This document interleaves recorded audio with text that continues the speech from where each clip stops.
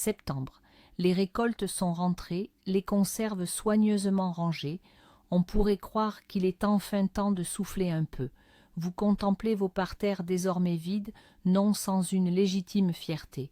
Mais savez-vous qu'en ce moment même de répit, la plupart des jardiniers commettent une erreur capitale, une erreur qui, silencieusement et insidieusement, hypothèque la quasi-totalité de leur récolte de l'année suivante.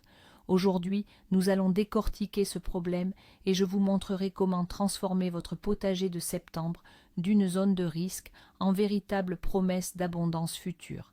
Pour beaucoup d'entre nous, l'automne est synonyme de fin de saison au jardin. Les feuilles jaunissent, les jours raccourcissent et la nature semble s'endormir. Nous suivons alors son exemple, remettant toutes les tâches jardinières au printemps suivant. Cette approche s'est transmise de génération en génération. La terre doit se reposer, nous disaient nos grands-mères.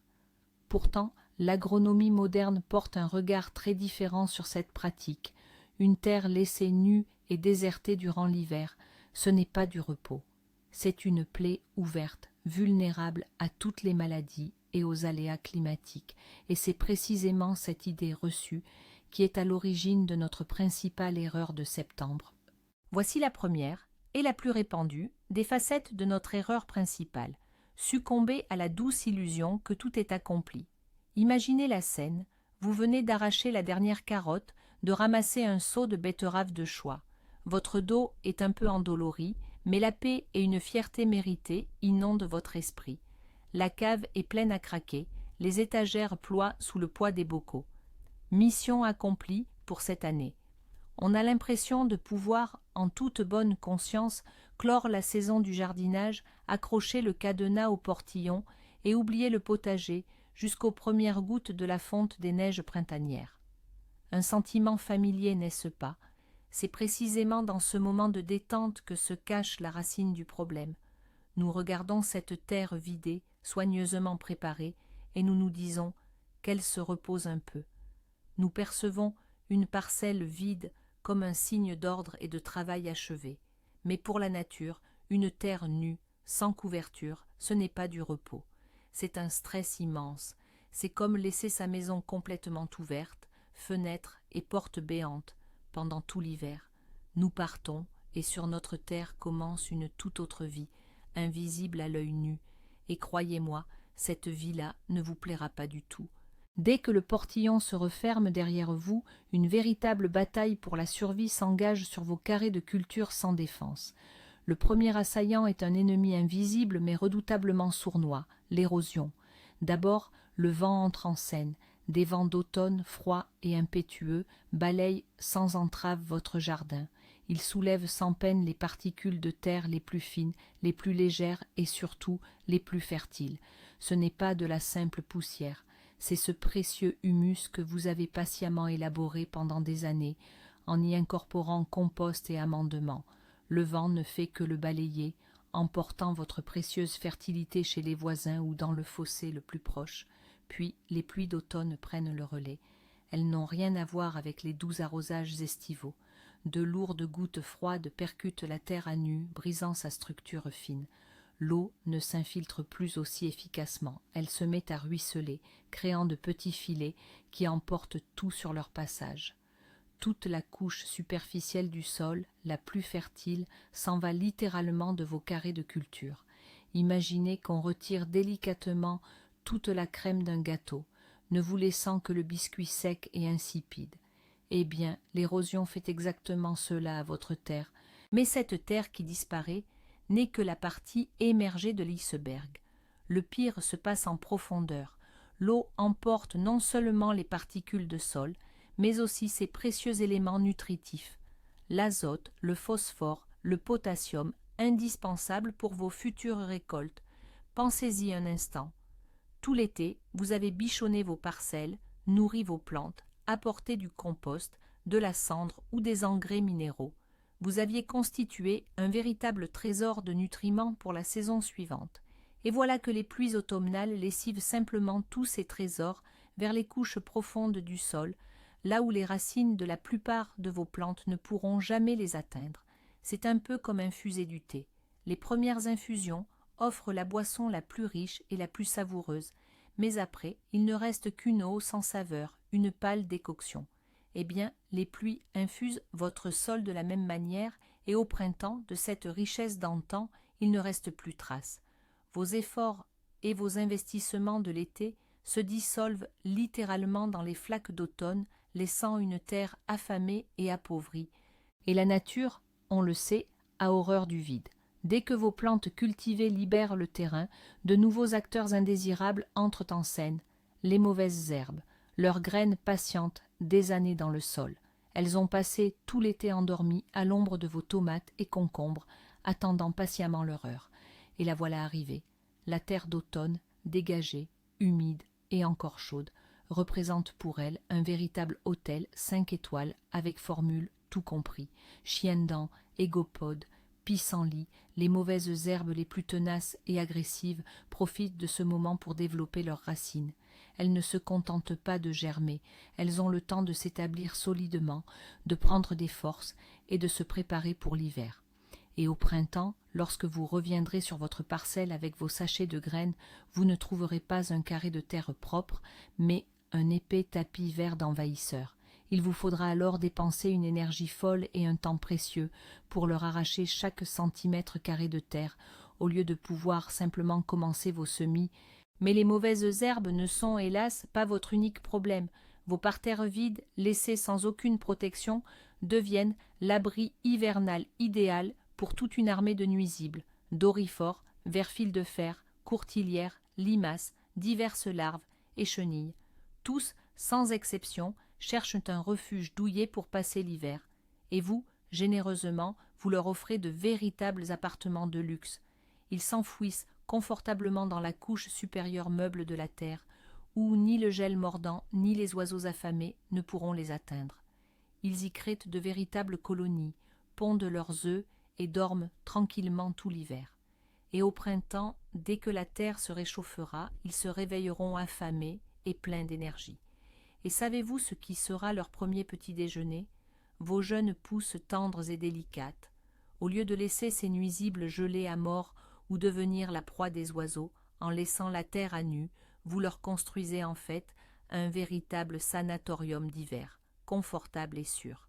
Vous-même, de vos propres mains, vous préparez le terrain pour l'assaut printanier sur vos futures récoltes. Il en va de même pour les maladies. Les spores de champignons, les bactéries, les agents pathogènes du mildiou, de l'oïdium et des pourritures diverses, tout cela reste accroché aux débris végétaux. Même si vous avez consciencieusement retiré les plus gros résidus, des fragments microscopiques de feuilles et de tiges contaminées persistent inévitablement en surface. Les pluies et les vents automnaux propagent ensuite cette menace infectieuse sur l'ensemble de votre terrain. Et un sol dénudé, sans couverture protectrice, offre un environnement parfait pour leur hivernation et leur prolifération. Les spores survivent sans problème dans la couche superficielle du sol, patientant tranquillement jusqu'aux conditions favorables. Au printemps, dès les premières chaleurs et l'humidité, elles s'activent et fondent avec une vigueur renouvelée sur les jeunes pousses encore fragiles. En laissant votre terre à nu, vous créez en réalité un véritable incubateur de maladies. Vous préservez l'infection jusqu'au printemps, garantissant qu'elle gâchera votre prochaine saison. Au lieu de régénérer et d'assainir votre sol, vous en faites une bombe à retardement, prête à exploser. Et là, beaucoup d'entre vous pourraient objecter « Attendez, mais je fais tout comme il faut. J'enlève tous les résidus végétaux jusqu'au moindre brin, je les emporte hors du jardin, je bêche mes parterres. Mon jardin est d'une propreté impeccable. » Pourtant, c'est là que réside une autre profonde erreur. Certes, un nettoyage méticuleux des débris végétaux est une étape essentielle et utile. Vous éliminez effectivement une grande partie des ravageurs et des maladies. Mais ce n'est pas suffisant, loin de là. Il s'agit d'une simple mesure d'hygiène, purement cosmétique. C'est comme se brosser les dents tout en continuant à se nourrir exclusivement de sucre. Vous ne faites que masquer le problème sans le traiter en profondeur. Un sol nu, fût-il impeccablement nettoyé et retourné, reste tout de même vulnérable à l'érosion, au lessivage des nutriments, aux mauvaises herbes et aux ravageurs qui ont déjà eu le temps de se cacher dans le sol. Votre ordre impeccable n'est, malheureusement, qu'une illusion de maîtrise. En réalité, une telle parcelle stérile est une plaie ouverte qui souffrira tout l'hiver. Alors, que faire, vous demandez-vous? Comment briser ce cercle vicieux d'erreurs automnales? La réponse est étonnamment simple et élégante. La première et la plus importante règle de septembre est de ne jamais, sous aucun prétexte, laisser le sol à nu. Il faut habiller la terre pour l'hiver, et la meilleure, la plus utile et la plus belle parure qu'on puisse lui offrir, ce sont les engrais verts, aussi appelés plantes de couverture. Ce sont des plantes que l'on sème non pas pour leur récolte, mais pour le bienfait qu'elles apportent à la terre elle-même. Moutarde, avoine, seigle, facélie, vesse, le choix est vaste. Grâce à leur système racinaire, elles ameublissent le sol mieux que n'importe quelle bêche, rendant sa structure aérée et capable de retenir l'humidité. Par leur masse verte, elles recouvrent la terre tel un tapis végétal vivant, la protégeant des vents et des pluies et stoppant ainsi totalement l'érosion. Elles ne laissent aucune chance aux mauvaises herbes, et quand les premières gelées arrivent, elles se décomposent et se transforment en un excellent engrais organique, restituant au sol tout ce qu'elles ont accumulé pendant l'automne. C'est le moyen le plus simple et le plus efficace pour à la fois nourrir, protéger et revitaliser votre terre. C'est un mythe tenace qui circule souvent chez les jardiniers. Il prétend qu'en septembre, il est déjà bien trop tard pour semer quoi que ce soit, et que rien n'aura le temps de pousser. Nombreux sont ceux qui, en voyant le calendrier et l'approche des premiers frimas, baissent les bras. C'est pourtant une idée totalement fausse. Pourtant, septembre, et en particulier sa première quinzaine, est le moment idéal pour semer des engrais verts résistants au froid. Des cultures comme la moutarde blanche, l'avoine, le seigle ou la facélie ne craignent pas les légères gelées. Elles germent très rapidement et ont amplement le temps de développer une masse végétale conséquente avant l'arrivée des gelées persistantes. Inutile qu'elles fleurissent ou montent en graines. Leur objectif est de former ce fameux couvert végétal qui protégera le sol. Même si elles ne s'élèvent qu'à 10 ou 15 centimètres, l'avantage sera déjà considérable. Elles rempliront alors leur rôle essentiel, couvrir la terre, l'aérer grâce à leurs racines et nourrir la vie microbienne du sol. Alors, chassez toute hésitation. Semer des engrais verts en septembre, ce n'est donc pas trop tard, c'est même tout à fait opportun. Passons à la prochaine erreur fréquente, concernant les matières organiques. L'automne est traditionnellement la saison propice à l'apport de fertilisants, et beaucoup, par vieille habitude, utilisent du fumier frais, non décomposé. La logique semble implacable. Il aura le temps de se décomposer pendant l'hiver et au printemps, les plantes bénéficieront d'un apport nutritif idéal. Mais en réalité, vous rendez un très mauvais service à votre potager. Premièrement, lors de sa décomposition, le fumier frais dégage une grande quantité de chaleur et d'ammoniac. Si la décomposition n'est pas complète, cela peut littéralement brûler les racines des futures plantes. Deuxièmement, le fumier frais est un véritable festin pour les nuisibles, tels que la courtilière ou les larves de hanneton. Vous ne les fertilisez pas, vous les nourrissez. Et troisièmement, il contient une quantité impressionnante de graines de mauvaises herbes non digérées. En apportant du fumier frais, vous semez vous-même vos planches de culture de chiens-dents et de chénopodes pour plusieurs années. Retenez cette règle simple. À l'automne, n'incorporez dans vos parcelles que du fumier entièrement décomposé, c'est-à-dire du fumier bien mûr ou du compost mature. Un scénario très similaire se déroule avec la cendre de bois. C'est un excellent engrais potassique et phosphaté, ainsi qu'une précieuse source d'oligo-éléments. Beaucoup de jardiniers la répandent généreusement, parfois même avec excès, sur tout le jardin, persuadés que plus il y en a, mieux c'est. Cependant, avec la cendre, cette approche est risquée. Il est crucial de se rappeler que la cendre est une substance fortement alcaline. En l'incorporant sans discernement et en grande quantité, vous risquez de modifier drastiquement le pH, potentiel hydrogène, de votre sol. La plupart des cultures potagères préfèrent un sol neutre ou légèrement acide.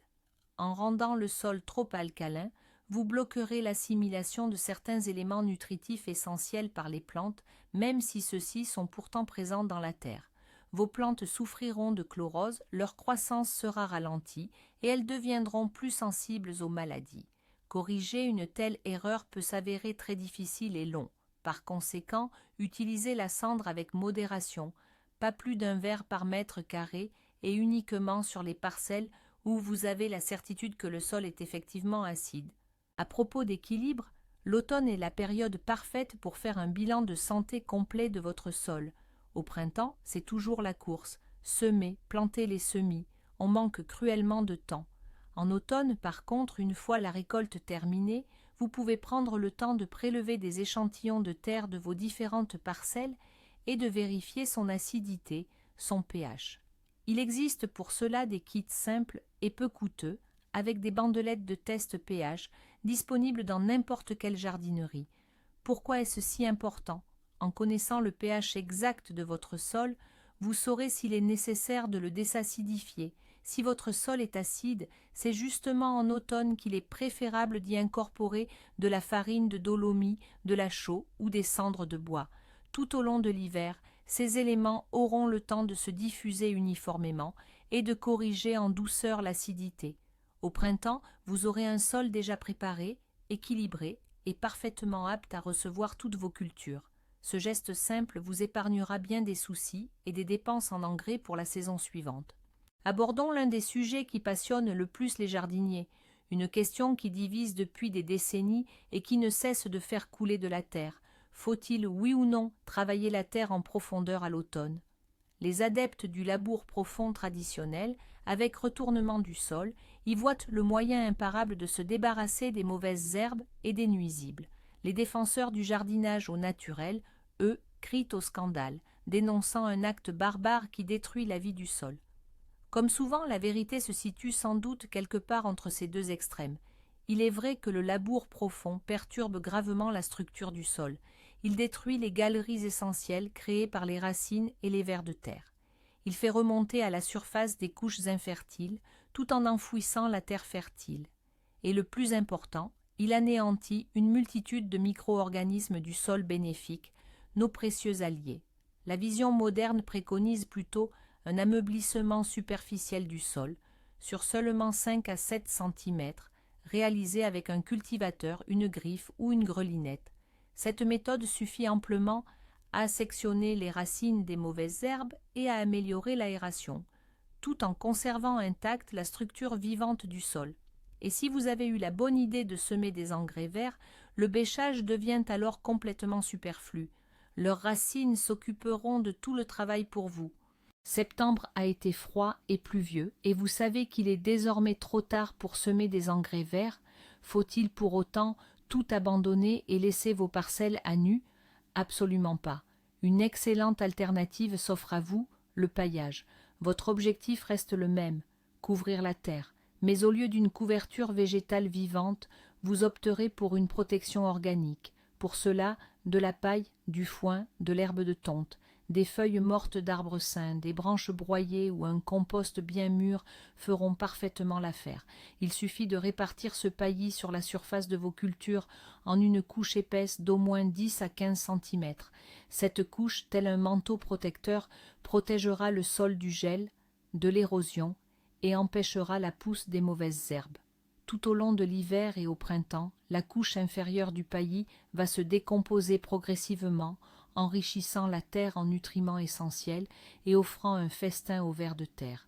C'est une méthode simple mais incroyablement efficace pour préserver et même accroître la fertilité de votre sol sans effort superflu. Mais attention, même dans cette pratique en apparence simple qu'est le paillage, se cache une subtilité capitale, une erreur à ne surtout pas commettre.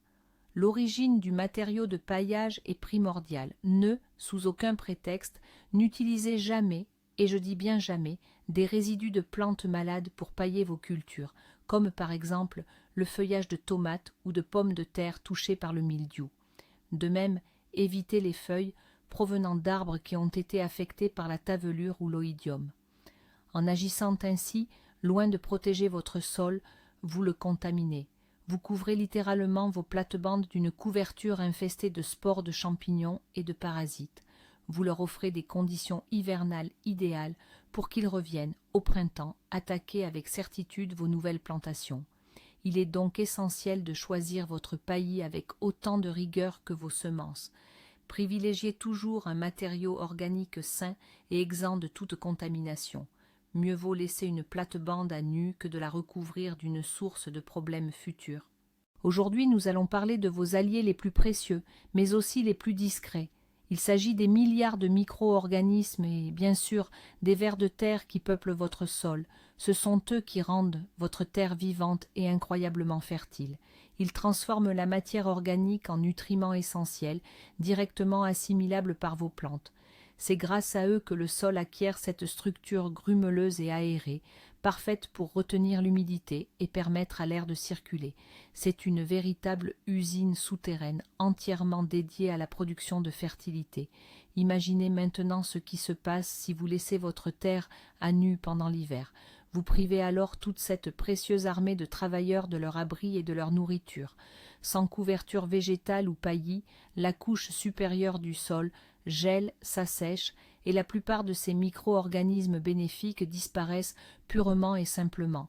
Quant aux vers de terre, ils s'enfoncent profondément, ou, eux aussi, périssent.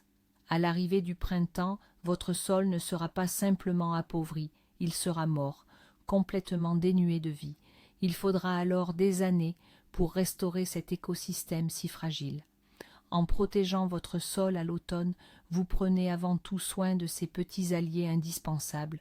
Il y a un autre aspect de l'entretien automnal, moins évident mais crucial, que beaucoup ont tendance à oublier, l'arrosage. On pourrait se demander pourquoi arroser des parcelles vides en automne. La récolte est déjà faite après tout. Pourtant, si l'automne est sec, doux et sans pluie, la terre commence à se dessécher. Or, une terre sèche, c'est une terre morte. Tous les processus microbiologiques s'y arrêtent. Les bactéries utiles dont nous parlions à l'instant périssent. Si vous avez semé des engrais verts, ils ont besoin d'humidité pour se développer. Si vous avez apporté de la matière organique, elle a besoin d'eau pour que le processus de décomposition s'amorce. Ainsi, s'il n'a pas plu depuis 1 ou 2 semaines et que le temps reste sec, prenez le temps de bien arroser vos parcelles. Il ne s'agit pas d'un arrosage pour les plantes, mais d'un arrosage destiné à maintenir la vie du sol lui-même. Vous préserverez sa microflore et permettrez aux résidus organiques de se transformer plus rapidement en précieux humus. C'est un petit geste qui, au final, apporte une contribution considérable à la santé de votre potager. Septembre, une fois les parcelles vidées de leur récolte et l'ensemble de votre jardin s'étendant sous vos yeux, est le moment idéal pour une planification stratégique. Je parle bien sûr de la rotation des cultures.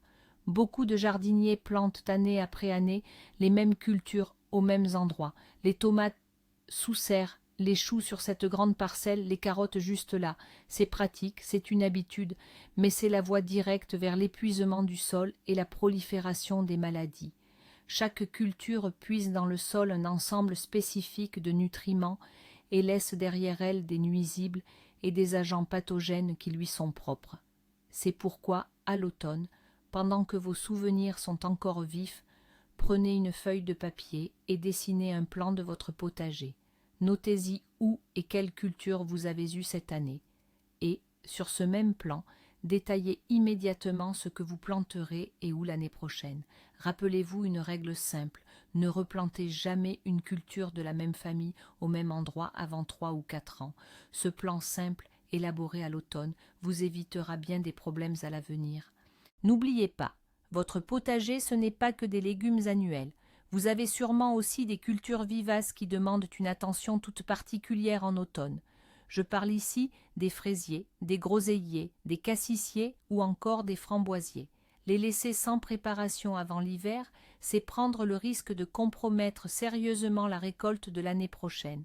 À l'automne, une taille d'entretien s'impose. Coupez toutes les branches vieilles, malades ou cassées sur vos arbustes. Sur les fraisiers, retirez les vieilles feuilles. Ensuite, il est essentiel de leur apporter des engrais phosphopotassiques. Ce sont ces éléments qui favorisent la formation des bourgeons floraux pour la future récolte et qui aident vos plantes à mieux passer l'hiver. Attention, les engrais azotés sont à proscrire absolument en automne. Ils stimuleraient la croissance de jeunes pousses qui de toute façon gèleraient et mourraient. Après cette fertilisation, paillez généreusement le pied de vos plantes avec du compost ou du fumier. Ces gestes attentifs sont votre meilleur investissement pour la santé et l'abondance des récoltes de vos vivaces la saison prochaine.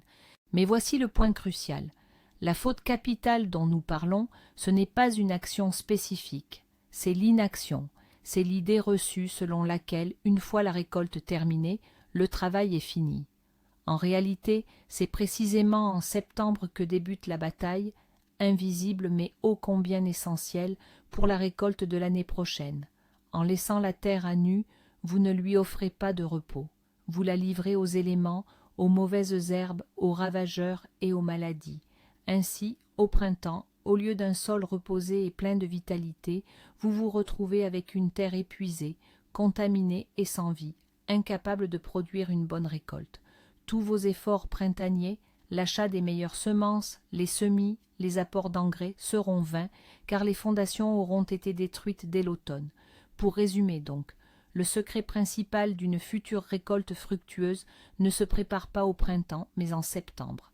Votre mission essentielle est de couvrir et de nourrir la terre. Utilisez des engrais verts, du paillis, apportez du compost mûr et planifiez vos futures plantations. Considérez l'entretien automnal non pas comme une corvée ennuyeuse, mais comme l'investissement le plus crucial pour votre future abondance. Merci d'avoir regardé cette vidéo jusqu'au bout. J'espère qu'elle vous a été utile.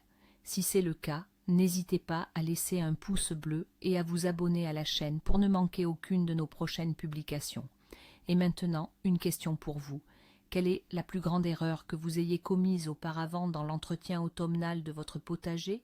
Ou peut-être avez-vous un secret éprouvé pour préparer vos plates-bandes à l'hiver? Partagez-le en commentaire, échangeons nos expériences.